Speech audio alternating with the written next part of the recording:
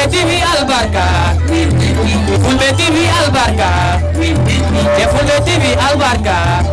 ɓeni ko suttini accini adi haala ala ko tongi guere sibontodirama ndaare Fulbe TV ko télévision mo anduɗa kala ko anduɗa pularno e mum harayimo ton waɗe subscribe joni Fulbe TV no weeli ha yimɓeɓe andanno ko hokko tabital pulaagu yahata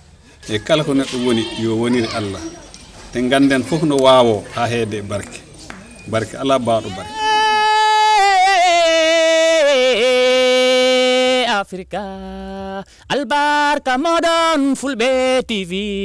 on jetama on juram hebe darani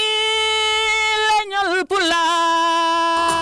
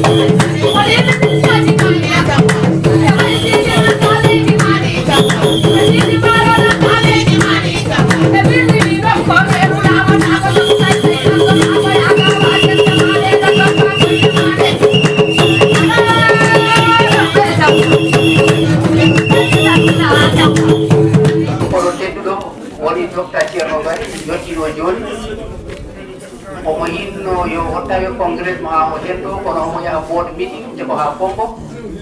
the drive o jeba at least 2 hours at least o yotto ha kiye mo charmon der makko ja ko der makko ya e bolle ko la ko woni docteur Thierno Bari on yotti do joni kanko no ko teddi do Fulaaku di to Fulaaku ate ko neɗɗo mawɗo e nder leydi Gambia kadi mo biya tan bisimilla ma joni en duwoto mbaɗen gañeden mbaɗen salatu ala nabi naaden e meeting e naaden ene dow jam punten ene dow jam ya rabbi ya Allah salatu ala nabi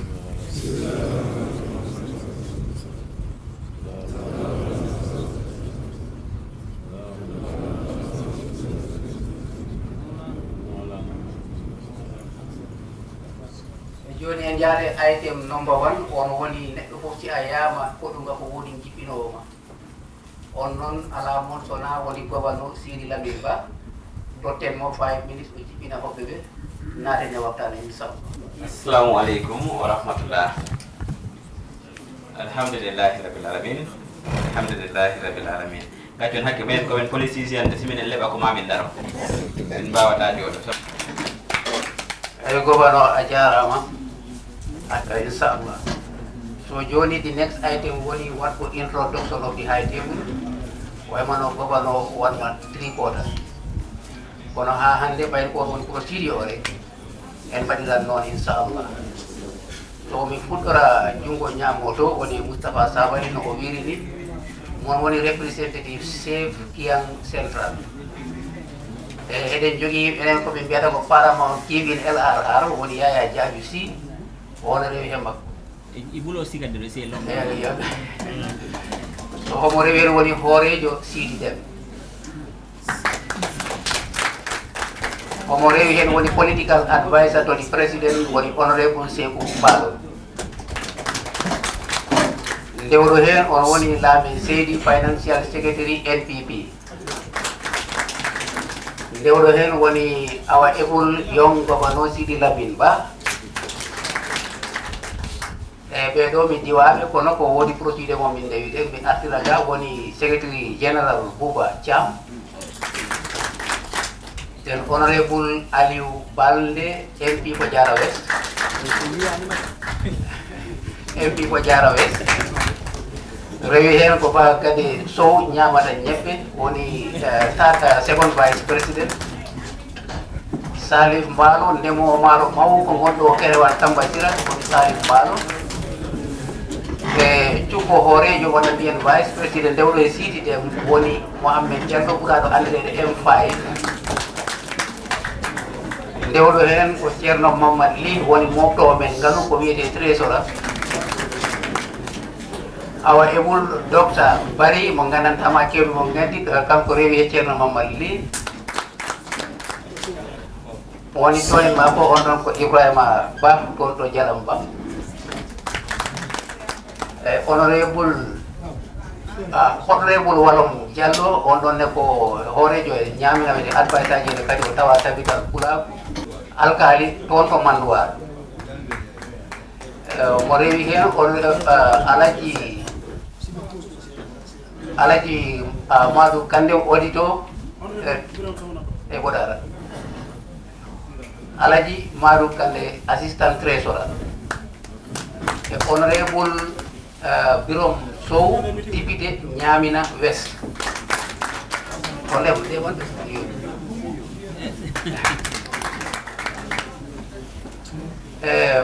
Muhammad Ba position on advisor alaji drame advisor on ko don to nyaani do e jon non kon dewon tan nan mi hen tan hobbeje men en gandanta be gimmori caggal leydi min nodda deputy secretary general tabital PULAAKU international o wada be introduce kambe garduɓe ɓe inchallah woni Abdoulaye Bari wonde ko ñaamo o ñebbe kono mi yaali saako ñebbe ɗen de en handuno ko saako jeɗɗi kono hanni mi yaala e ɗoɗo taw jama assalamu aleykum warahmatullahi taala wabarakatuh aray inde hoorejo tabital PULAAKU international isa inde ismaɓe Sanusi ɗiɗaɓo kamɓe yimmini men min seeno ɗo min ara hollidente golle men ɗo ɓako golle en ɗan jokkuɗen ɗo haray komi wiyete Abdoulaye Bari community secretary general deputy secretary general tabital PULAAKU international and head of delegation haray ina wondi ɗo e moko ɓawi men tedduɓe haray ɗa wondi ɗo docteur Abdou Ba ko kamɓe koɓe membre exécutif tabital PULAAKU Sénégal at the same time kadi ko kamɓe woni secretary in charge of languages haray ko fi dengal men ngal kamɓe halfina ɗum masa nani pullo ko dengal ngal haray kamɓe halfina fi ɗum ɗon ɓe jangi ɓe faami fi moƴƴa moƴƴa haray ko hikki ɗon kadi ko hoorejo tabital PULAAKU Côte d'Ivoire on ko Afrique Coast haray kadi ko kamɓe ka woni secretary in charge of diaspora Afrique donc leyɗe tabital PULAAKU Afrique ɗo fof ko kamɓe halfina waɗa ko coordinateur affaire ji ɗin haray Mamoudou Kane Diallo haray ko menen ɗo haray inchallah goɗɗo ko laawol e wonno immorde Guinée Bissau inchallah o seni kadi waɗa mo introduce haray ko menen ɗo tigi tigi Allah mooyi feno o saayi ɗo fiyen tawi ɗe golle suudu baaba haray Allah mo sallallahu sallim to ceerno bari mo mi haalayno on ɗo ha joni omo jogui board meeting mi haala on nde o ari nde te noon ko kanko woni représentative Gambia Sénégal o secrétariat e monde délégué toon woni Amadou Tidiane Diallo Amadou Moukhtar Diallo ko ɓeɗo o ara so joni noon arata himo yaafuno pour o wawa yaade o tawoye board meeting o ɗum ɗon kadi ne waɗi very important argol makko ɗo reyi hen mo alhamdulillah ko jarama kanko e délégué our paramount chief LRR omo men waɗi donate $5,000 on woni Alhaji Yaya Jajusi ɗon si yawti ɗon nene si yawti en garat ko ɓe mbiyata ko word of advice pour lomtade ɗo président his excellency Adama Barrow because hande nde jonde ɗo ala mo ɓuuri mo hen ko kanko woni dow to waɗi ha mbawɗen ɗo jooɗo hande enen ɗo darodira alhamdulillah ala ko ɓuri ɗum ɗo welde ko kanko waɗi feere ha mbawɗen ɗum ɗo wadde so ala ɗo noon kono woodi gonanɓe mo ɗo e yo garɗo haala e inde makko waɗa men advice seeɗa walla jammodiral makko walla o yammira men e gandewen ɗum ɗon inchallah nden noon en tottat political advisor honorable Sekou Mbaɗo folo tawon mi salmina sefu leydi o ɗum woni chef Jajusi si ɗum yawti mi salmina commandant leydi o ɗum woni Sidi Lamin Ba si ɗum yawti mi salmina kadi jarga saare Mansa Konko kanje almami Mansa Konko he jabde o meeting tabital PULAAKU hande mo gandiranta is historique aduna o fof na jento hoɗum watta ɗo hande mi jara ɓe fof si ɗum yawti mi jara the outgoing ɓen woni gonnoɓe tabital PULAAKU ligge mumen moƴƴe ɗe gandirata under the leadership of Sidi Dem kanye under the leadership of kaw am Mamadou Kande ligge moƴƴe ɓe mbaɗi ko yawti ko fof ha hande min jaari ɗumen he inde his excellency president Adama Barrow sa yi o itti minen ɗo ko because oɗo ngal tabital PULAAKU holliri wondema kayen ɗi pari pour wonde nene goto baba goto ɓe kawra pour leydi ndi yaara yeeso leñolngol kadi yaara yeeso si wonano ɗum président jaɓatano goɗɗo ara ɗo kono ɓay o noddi kabir duuɓi jawtuɗi enen fof enen gandi ko dente ɗiɗi gonno ɗo ɗum woni dental kaw am Mamadou Kande e dental kaw am Seydi Dem te wona ɗum ɓuranno tabital ɗum woni fulɓe ɓe leydi he fulɓe ɓe ko welanno ɗumen kala gonɗo yeeso kala mo Allah henni yeeso wonata fulɓe ɓe fof ɗi gabbi ɗum ha duuɓi mum nayi ɗi gasa congrès goɗɗo waɗa congrès goɗɗo kadi waɗa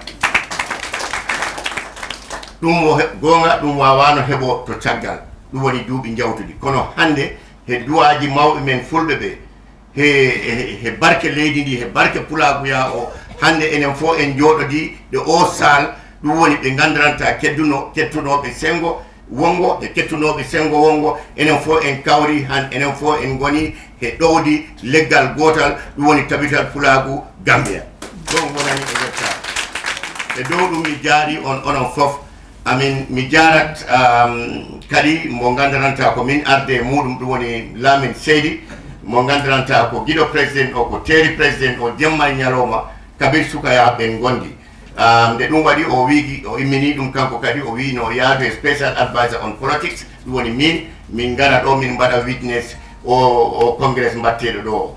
amin kadi mi jara députéɓe ɓe gandananta gañiɓe hono balde ni kañe Birom Sow ɓe gandananta ko ɓiɓɓe fulɓe ɓe gañima ɓe dari ɓe mbakkili wondema capital pulagu ko ma wona gotum toujours ko ɗum woni ɓulali mumen wondema nanodiren si en gonani gotum en mbawa tagge putu Allah waɗi hande ɓeɗo ɓene mi jaariɓe afele mi weltima rewɓe ɓe gandananta mbakkiliɓe tabital pulagu mino yiya ɗo mo gandananta enen fof enen gandi si en daari history tabital pulagu tampuɗo hen mbakkilinoɗo hen mbaɗono honorable late Boubacar Balde debbo mum ɗiɗo on ɗi tawa ɗo hande onne ko mami jara ɗum fi gorko mum ligge ko waɗi to caggal duuɓi jawtuɗi pour tabital pulagu no kontina ɓuratidde leydi o onne mi jaari am yaha e dow mum rewɓe garɓe ɗo ɓe fof on jarama sabu ɗi satti enen fof enen gandi woppugol gorko mum woppugol ɓiɓɓe mum woppugol ligge mum mbiya wona ko ɗe gueɗe gabbotoɗa yimɓe woɓɓe ɓe gandiranta ganda ko jahata nanguira wondema an ko yaadu bolle puyɗe ta wona yaadu bolle puyɗe noon gonɗa ɗum he dow ɗum mi jarama saburanta ko yidde leñol mum yaara yeeso ko yidde leydi mum yaara yeeso addata joom na woppa galle mum na ara na taweno ɗeni gueɗe on jarama pour argol mon ɗo joni hande his excellency président Adama Barrow weltima a bede ko ɗum woni gonga o ko addi ɗum nde o jooɗodi e yimɓene ɓe o wi wondema wona himo waɗa dicté kono neɗɗo si ano yiɗi leñol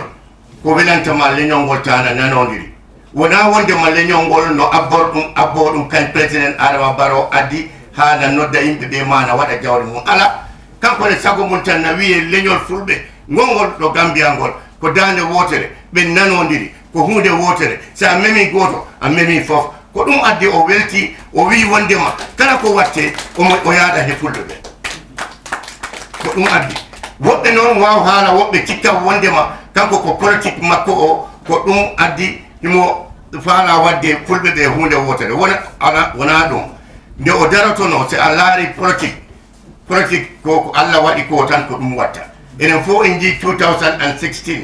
2016 mi sikkani tabital pulagu abbino président Adama Barrow kono haɗani ɗum wonde président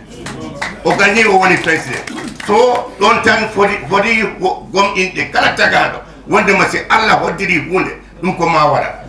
so abbagol mum pour gonen gotum ɗi waɗa jawdi mum kankone ko o faala ɗum o farora ɗum ɓen ɓuure mum farora ɗum yimɓe Gambia farora ɗum wondema ɓiɓɓe fulɓe ɓe han internationali fof anda wondema enen han en gañodirani ko halteno wondema enen kaɓa ɗum no leloyo to ladde to hanko en hunde wotere ana noon ko waɗi ɗum so wona ɓe ɗiɗo ɗum woni kaw am Sidi Dem kañe kaw am Mamadou Kande ko kamɓe yidde leñol ngol wona gotum addi siɓe calino tawanno ha hande enen nangi kooki ɓe aɗi nangi ga ɓe aɗi nangi to kono ko kamɓe mbiyo heyi enen ko en mbaɗaɓe yeeso mbaɓɓe en yeeso ɓen ɓuuri en doole ko ɓen poɗɗen hettade ɓen mbiyo kawren gonen gotum si ɓen mbiyi ɗon hoɗum enen calantode ko ɗum addi han international fof jaɓi mi gaynata haala am jaari am sona mi jaari Ablaye docteur Ablaye Bari mo gandantaɗi immi Sierra Leone kañe Ablaye Ba mo gandanata ibbi Sierra Leone kañe docteur Abba mo gandanata ko Sénégal kankadi immi dental tabital pulagu in Sénégal kañe Dia kan Diallo mo gandanata onde na immi Afrique Coast on kadi na tawa ɗo mi tini wonde ma Guinée Bissau délégation na fonno arde mi anda si ɓe jottima nde ala walla ɓe jottaki ɓenne min jaari ɓe Gambia jaari ɓe abbete fi yiggol tabital pulaaku itta yimɓe mumen mboppa ligge mumen mbaɗa kalisaji mumen ɓe gara ɓe tawe ɗo ngal dental ɗo ɗum wonani minen weltare abbete min tini wondema president of the international tabital pulaaku Dr. Sanusi ɓoyani o waɗi call president Adama Barrow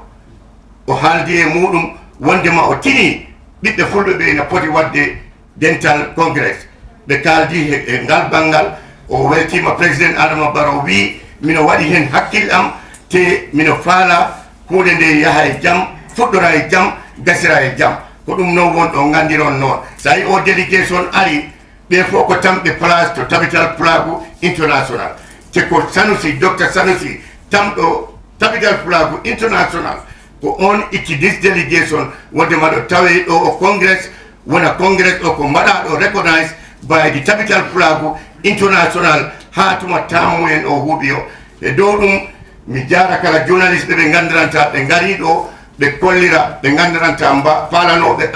ɓe mbawani arde ɗo kamɓe kadi ligge maɓɓe ɓe mbatta ɗo ɓe mi jaari ɗumen kañe driver ɓe gadduɓe en ɗo ɓe ha pare mi duwano dental ngal en gari e jaam yano en kote e jaam ɗo ko ɗum woni haala am assalamu aleykum wa rahmatullahi taala wa barakatu Barrow nde o addata oɗo idea woni exemple mo o tottunomi o si a yii sarankulloɓe ɓe waktu mo mbaɗi wonde fedde maɓe nde hande ɗuɓe tolniɗo o wonde gotum eɓe jogui pelloñ kono si wiyama fedde sarankulloɓe mawɓe fof heɓe toon o ɗo idori men o wi onon nasi on goni gotum Allah na andi o jahat yo idorante noon on woni gonga hanke hecci hanke wiye tabital pulaaku fedde siidi den tabital pulaaku fedde alaji maalu kono inchallah on ɗon ko fulɓe mbiyata ko mayi hande sabu hande enen fof enen hay temum en goni hunde wottere te si en nangodiri Allah na andi kala ko jiɗen ɗen ɗum mbawi heɓe dow bawɗe Allah président tabital pulaaku international catal Gambia kanko kadi omo ɗo e fedde joni ko rewata hen woni just a general report mo gandantama tabital pulaaku ko yeru ko heeɓi ko on tan jiɗɗen hen waɗa koros seeɗa rek dow ɗon min kolla mon ne tabital pulaaku Gambia no hokkano leydi walla pakka toon to wiyete Jirom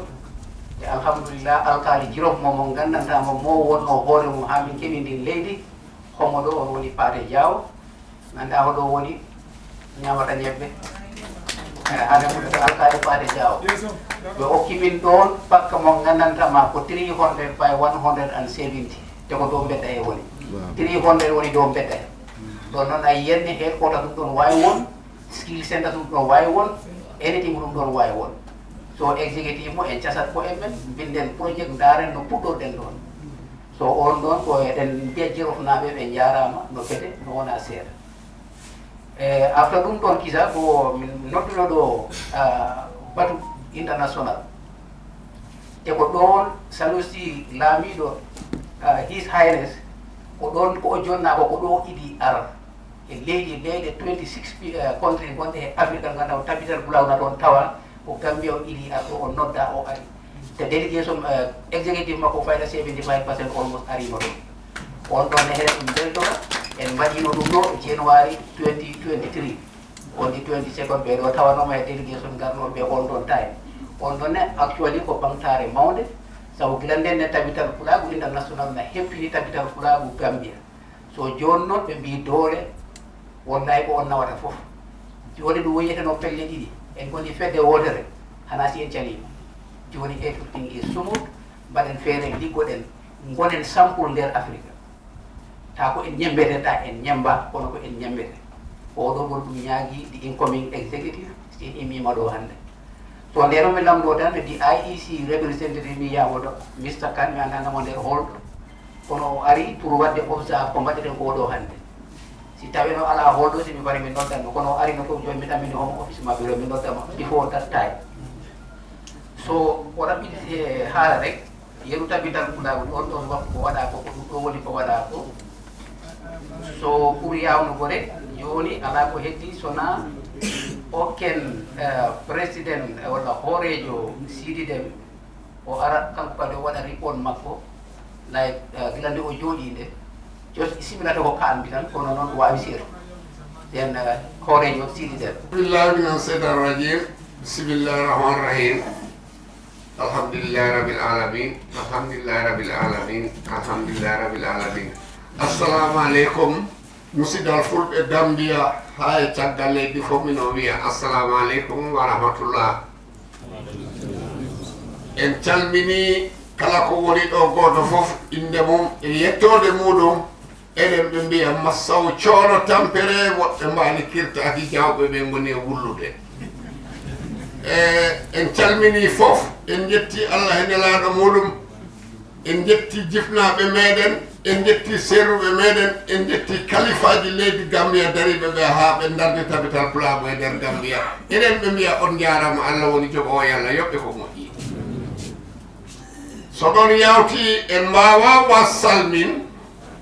yimɓe meɗen ɓe ganduɗa haɗo hande ko ɓen ha hande arine ko kamen te ko kamen goni dariɓe daɗiɓe daɗaniɓe leñol ngol yo leñol ngol wurwo tan leñol ngol ñif woto leñol ngol majju e nder leƴƴi goɗɗi eɗen ɓe mbiya on jarama yo Allah junnu balɗe mon moƴƴina battane moɗon ɓiɓɓe fulɓe dariɓe daɗiɓe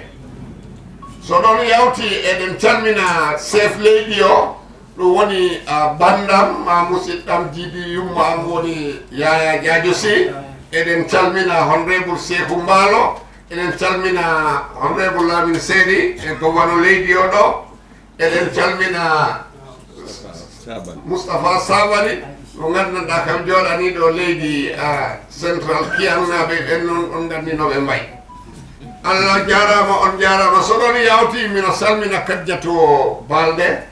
mino salmina first vice kiyaman woni M5 e cukko hoorejo Sow eɗen ɓe calmina he kala ƴeftaɗo e nder exécutif o tawi o ko jaaɗo e juuɗe meɗen ni alamu o wawa woɗɗu ha ɗoya jonde nde Moussa kono en jetti fof en calmini fof en beltanima fof en beltanima kalifaji meɗen ɗi fof Bouba Thiam secrétaire général député muɗum o Kéba Deme eɗen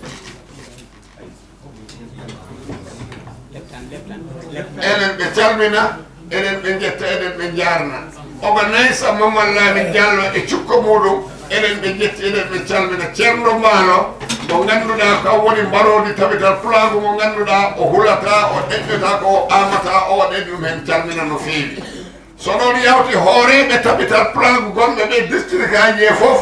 kala ɗo hoorejo woni mino on salmina mino ƴetta salamu moɗon mi fawa e dow hoorejo on kilifa moɗon o woni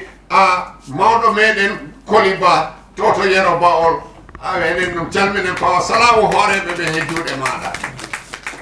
en calmini noon ne calminirɗe regional kiyamaneji ɗi eɗen ɓe fof calmina ƴefta salamu o faamo e juutgo ɓoyɗo Salla mo ganduɗa ko kam woni e leydi Elarar kam jippini hoɓɓe ɓe ɗo eɗen ɗum mbiya min calminima an e district aji ma e region aji ma ɗi fof honorable ko heddi ko ɗo ko jarnude yimɓe ɓe yettude ɓe keɓade memi seeɗa eko heɓako eko liggako e ɗiɗo duuɓi nayi jawtuɗi iɗi taw eɗenen jetti Allah no feewi tabital pulaaku nanama Gambia fof hande tabital pulaaku Gambia fof andi ɗum fof rendi wonti hande neɗɗo goto yumma goto baba goto eɗen ɗum beltore eɗen ɗum jettiri Allah so ɗon yawti e nder ɗiɗo duuɓi nayi Allah yeeɗi en galle mo ganduɗa ko galle mo okkaɗen toto Jirof woni leydi yaajndi pour enen ne wono ngoren no ngo gonɗen ɗo hannde ta ko ɗo dulare meɗen nde ngannduɗaa ko fulɓe njiiɗon ta ko e dulare meɗen jooɗiɗen en luwata dulare en luɓata ko ɗo waalete ta ko enen jiyanin koye men gonen ɗon en gokkama ɗo ɓe Jirof eɗen ñaago Allah yo Allah okku en no darnirɗen mbaɗenen ko jiɗɗen ko haa enen ñeheɗen jiɗeɗen kuleɗen kerseɗen yo Allah okku en hen so ɗon yawti eɗen calmina no feewi M5 mino ƴetta salamu mino fawa e junngo ma naɓana koto am Alhaji Mamadou Madou takɗo hande ha neɗo jonde jooɗa kala mo anda paate mo andi paaten saare nden enen gandi si Mamadou Madou o wonano doyaɗo o wonano kalifa timmuɗo o wona cukkuɗo leñol ngol o sukkani palanta ko yidde leñol ngol o sukkuno nde jonde hande mbawani jooɗo kono o holli leñol ngol kam wona place o ɗaɓɓinno wona jawdi o ɗaɓɓiri leñol ngol ko leñol ngol woni ngol o yiɗi ko leñol ngol o tini te ko leñol ngol o yiɗi yogol yiye yogol nene yogol huule yogol herse addi ha hande o wi kam ko o doyama o jebbilima kam place muɗum o yobo itte min mi heddini e yeeso yimɓe muɗum yo cukku e dow am yimɓe mum ni jaɓani en jettiri ɗum Allah eɗen no mbiya on jarama teddugal noon kala mbo haarani nden ko hoyde tan wawma haar nden mbiya Alaji Mamadou Madou leñol ngol yetti ɗum jaari ɗum te minen ɗum calmina no feewi te honorable Sékou Mballo mbiya his excellence li mino ɗum toro ndaren ñalande o hefla on o immina on taw ton tabital PULAAKU ngal Gambia jahanen ceerno Mamadou Madou jottoɗen suudu mum jetten ɗum jarnen ɗum kollen ɗum hande ka woni kalifa tabital PULAAKU ngal Gambia hande si baba ɗaɓɓeteno hanki babiraɓe woɗɗe ɗaɓɓanoma hanki babiraɓe tabital PULAAKU ngal Gambia fuɗɗi ko hande oɗo kongere hande ko Alaji Mamadou Madou min siɗi ɗen cummi kam woni baba tabital PULAAKU ngal Gambia hande ernam ɓuuɓi hande yiide hande esgu Mamadou Madou e esgu siɗi den ko wondo ko ɗon ɓurti kontinde te mino ɓe yetti no feewi mino yetti esgu Mamadou Madou no ɓere no wona seeɗa Allah nahe mumen okki teddugal ngal ganduɗa min siɗi ɗen ngal ɓe totti kam billahi mi wontanga lejjita mi maaya kala ɗo kawruno e esgu Mamadou Madou ko teddugal ɓe kolli kam hay goto meeɗa rewe inde am ko kelifu baba mumen koɓe okki ko baba mumen e teddugal ɗum ɓe okki kam nden mino ñaago Allah ngal ɗon teddugal yo Allah naɓrugal yeeso so ɗon yawti e nder tabital PULAAKU ngal Gambia on tiɗino en keɓino ɗo fina tawa jawtunoɗo ɗo e nder Gambia ko noddunoɗen koyo aduna fo hawruɗo ndaren enen no nandirteɗen no jiireten no tabital PULAAKU andirteɗen ɗo e nder Gambia andeno e nder aduna o foof ɓaydi tabital PULAAKU funtino ɗo yeehi leyɗele goɗɗe artiɗo nden présidente so suɓama o arde ɗo e nder Gambia min jiino ko ɗum ko ɓamtare Gambia e nananede Gambia kawral e nanodirgol ɓe garino ɗo si tawi ko temedere capanɗe jeeɗiɗo ɓe fof jottinoma e nder Gambia ɗo kono Allah waɗi hawriti e woodi ko waɗno e nder leydi Gambia tagiya fijirde waɗaka kono conférence o waɗa comme ni no waɗirani ɗo ɓiɓɓe Gambia ɓe mbaɗi hen doole mumen eɗen ɓe jetta gila Hamidou Dia en hay o laamin seedi jooɗiɗo kala maaro ñamano ko ɗon e nebbam ñamanoɗam ko o laamin seedi waɗani ɗum ɓiɓɓe Fulɓe Gambia ɓe fof nden eɗen ɓe hen jettaɗen ɓe jarno no feewi Sidi Lamine Ba en mbawa haaldu fof kono noon eɗen ɗum jetti no feewi gila haade hande suwa Sidi Lamine Ba he o keɓaden tabital PULAAKU ala office ko ɓe dari uddite office aji mumen ƴefti tabital PULAAKU no waɗa toon print kayitaji mumen no toon waɗa meeting aji mumen ko ɓeɗo ni ɗo mbaɗani min ɗo e nder Gambia ɗo mbaɗani ɗum leñol ngol ha hande ɗo ɗo gonɗen office tabital PULAAKU ngal Gambia ko keɓaden okki e dulare muɗum office muɗum ɗo ko toon mbaɗeten meeting ɗon siɗen mbaɗ jogui adresse ko office keɓaden ɗon mbaɗeten meeting tabital PULAAKU ala office hoore mum hande ko office keɓaden woni office tabital PULAAKU ngal Gambia nden kamne o jarama e on liggey muɗum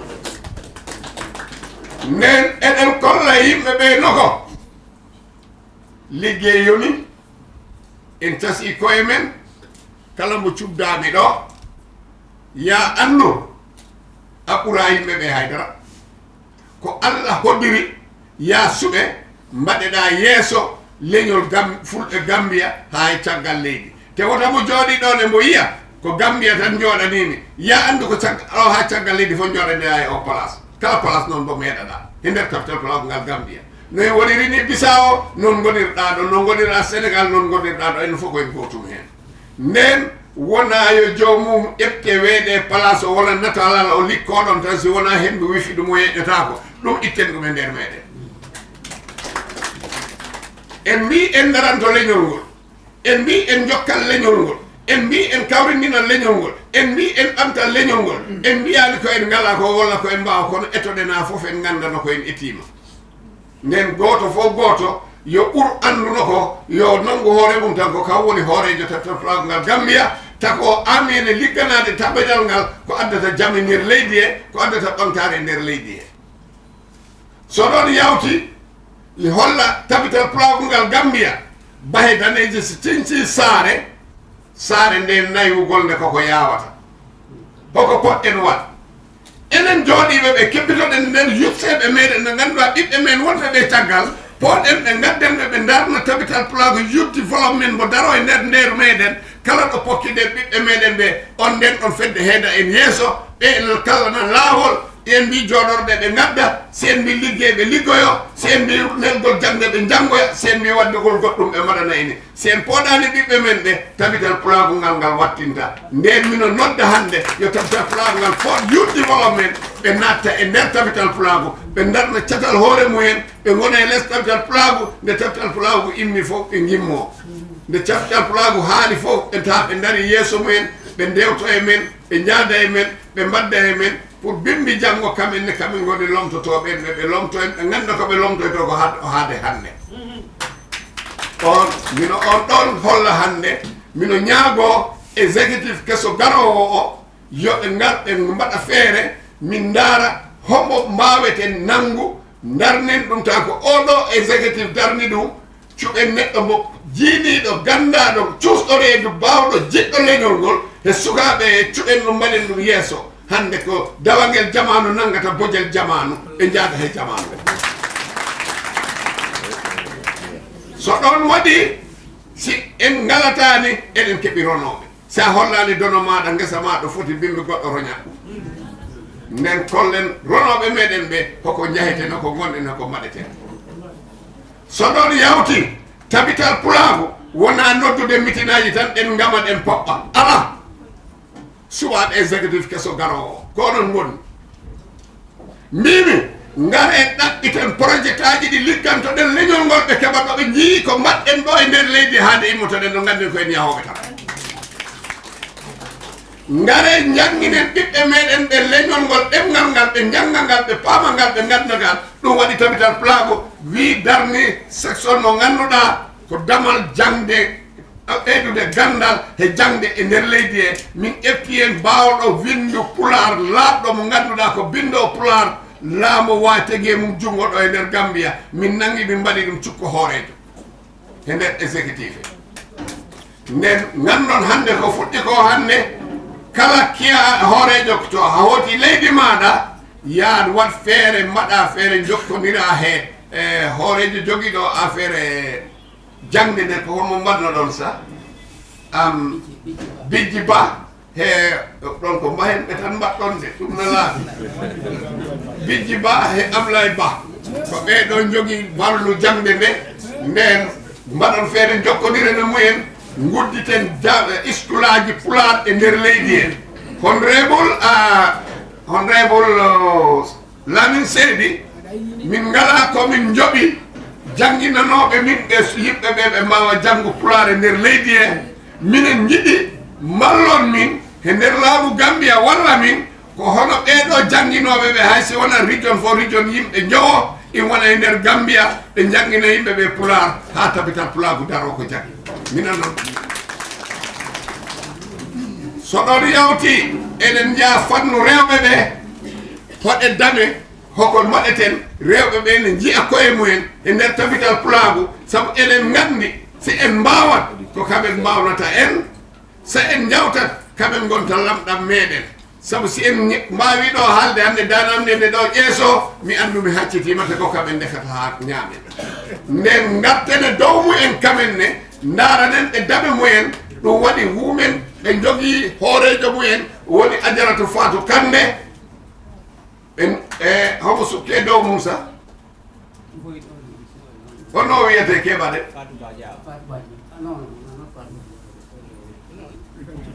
cukko Fatou Kande o min Huley Balde homo woni Huley Balde aha ano nana haale da deƴƴa fonno immo yimɓe jiiɗo oɗo huule balde o wiccita nomba muɗum o e nder baɗol forum moɗon ono rewɓe ɓe yimɓe ɓe ndaara ko hono mbaɗeten ha rewɓe ɓeene ɓe mbawa heɓde no ɓe gurdiri he inde tabital pulaagu dame kewɗe na goodi laamin seydi min tasima windande rewɓe Gambia tabital pulaagu ɓe projet aji garat e nder tabital pulaagu ndaranami rewɓe ɓe no ɓe jarata mino andi ɗa in wawi feere ma nde in yetti nden hande tabital pulaagu ngal Gambia ƴeftingol ɓoggol teguingol e dande ma winda rewɓe Gambia ɓe projet tabital pulaagu so ɗon yawti ngarene kawral e nanodiral kawral e nanodiral wawa won e caggal teddodirde sa teddinani neɗɗo a fonkani ɗum a wawa he mum hawru saabu kala ko waɗi a yiyata ko moƴƴi ko moƴƴani ko jiyata kono noon so en kiɓɓitima e dow koye men en jaɓi e hoɗɗiro Allah he nden en jaɓat hoɗɗiro ngo ko ɗum ɗo Allah hoddire ngenangue hande Allah andi janggo subaka ko kewata nden en ndewodirat jaɓodiren jiɗodiren ballodiren sa walli kam oɗo hande janggo ka balleteɗo sa wallani kam janggo anda walletake si en jiiɗo rek jaɓen ko Allah waɗi ko ndewen hen ɗoftotiren nanodiren jiɗodiren pamodiren daren ko naɓata en yeeso ko ɗum nafata leñol ngol so en paamodirani ha yimɓe woɗɗe paamodiri e ngari e dowme ɓe en pamno koye meɗen wodan mo ngolngu mum saame leydi nden dogen ɗon haade ɗon yettoto ngare kawren ngare jaɓodiren ngare jaɓen hoddiro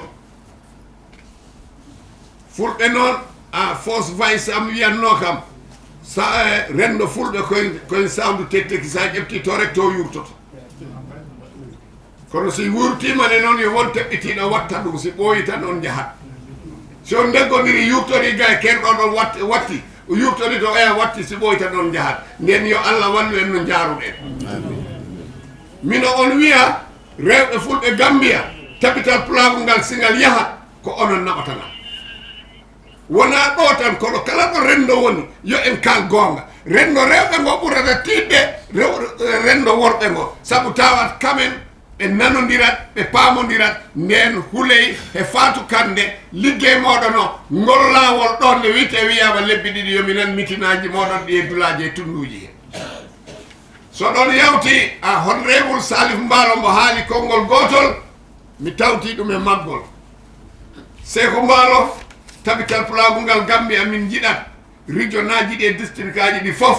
region fo region ɓe ndara district mbo haadi gona ɗiɗi ɗo yimɓe kawrata ande tabital pulaagu ari ɗo tabital pulaagu waɗa ɗon hunde ko accete caisse district caisse moyenne walla regional caisse moyenne min ɗaɓɓira en kaalis tabital pulaagu ala kaalis hono mbawɗen heɓirde kaalis ko en jeeyat kayti ko en mbaɗat programme eji eɗen torori dañɓe ɓe en mballita darnen tabital pulaagu ngal Gambia ngal wawa dañde caisse ngal yaha horeɓe tabital pulaagu ngal Gambia si mayde waɗi koye poste mumen ɓe ittata si kala ko waɗe poste mumen ɓe ittata saabu en ngalaɗo ƴeftuɗen mbaɗen hen te ko ma waɗe minen si wiyama waɗgol wallay ko wolamin seedi min doganta ko ɓuuri ko on hen heew ko kalatmi ko ɓe fof ɓen cetti ko min doganta walla min mbiya Seko Mballo wi président e wallu min e moto wi président e wat min ni ɗum ɗon wawata continue si ɓooyi si en gurtaniɓe ɓe dogan en nden ngare ndaren ko hono keɓirten ngalu fos joɗogol amen to président naɓande ɗum reportage ji amen ɗi ko wiɗi min wiide min nani kono min nanani no keɓirtol ngalu te ko gonga mum en laambo wawi ya o ñamante ñamde meɗen nde ko ngalu ngol ngalu exécutif joɗotoɗo M5 mi sasanma ɗum jooɗo ɗon ndaaron feere nde mbaɗoton tabital pulaagu ngal wawa wurdu gila to district aji to ha to region aji to ha to national level M5 ndaaron ko hono liggorton ɗum ane secrétaire ɓe mabaɗa ɓe liggoɗon ɗum punton e dow hooreɓe district aji ɓe gandonno koko ɓe goni doole tabital pulaagu ngal Gambia de sabu ko ɓe jogii yimɓe ɓe ko ɓe gandi ko woni koye leyɗele ɓe gandi ko woni koye galleji e ɓe gandi ko woni koye nder cuuɗi yimɓe si on jeeyi on kollani ɓe on jeehi on gacciɓe caggal no on garta tawtonɓe toon nden naade e muyen in fof yiyande goto so ɗon yawti ko yettor e jarde yimɓe ɓe e mande yimɓe ɓe hollude yimɓe ɓe noko Gambia weltima immorɓe ɓe caggal leydi ɓe mbawa nattugol ɗo konngol mbiyon no laamiɗo Sanusi hoorejo taftere PULAAKU Gambia e ɓiɓɓe Gambia fof e laamu Gambia debbo e gorko mum ɓe beltanima ɗum minen ɗum jetta minen ɗum jarna minen ndaara jammuɗum minen ɗum ñagano kawral yo Allah okka ɗum kawral e nder Afrique fof ha renda kono mbino on nela e dow mum ngare o mbiyon ɗum Sidi Dem wi wargo ko fulɓe mbarete ko heewite pour ɓe gona jaɓe jawɗele men no jabte eɗen mbare e leyɗele he en ganda ko yahata ko nako gonga ndako wona gonga kollon laamiɗo Sanusi min mbimi yo noddumi minen hooreɓe ɓe jooɗoɗen ndaaren leyɗele ɗeɗe wargoji ɗi waɗeteɗe e nder ɗenɗon leyɗele ko hono mbaweten sukkirɗi vidéo ji garoji fulɓe na ceele na coppe na mbare ɓiɓɓe na mbare keccele yummiɓe mumen taɓe mbaɓe ɓiɓɓe mumen ɗum ɗo ndako ko ɗum gonga na wona gonga sabu min ko exemple aji lattuɗi